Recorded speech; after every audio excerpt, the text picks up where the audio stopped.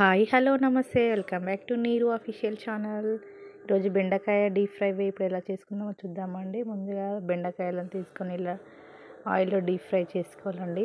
పిల్లలైతే చాలా ఇష్టంగా తింటారు. ఇది పిల్లలనే కాదు పెద్దవాళ్ళకు కూడా చాలా ఇష్టంగా ఉంటుందండి. సింపుల్గా ఒక 5-10 మినిట్స్లో అయిపోతుంది. డీప్ ఫ్రై అయ్యాక కొంచెం కారం, ఉప్పు, ధనియా పౌడర్ మీకు నచ్చితే వేసుకోండి, అంటే స్కిప్ చేసేయండి.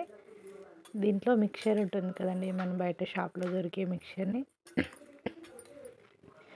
యాడ్ చేస్తే చాలా బాగుంటుందండి.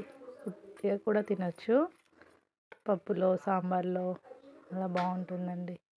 నేను స్పూన్తో కలవలేదని చెప్పేసి మళ్ళీ చేతులతో కలిపండి.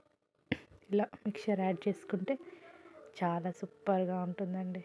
పప్పులో తింటే మాత్రం అదిరిపోతుంది టేస్ట్ మాత్రం.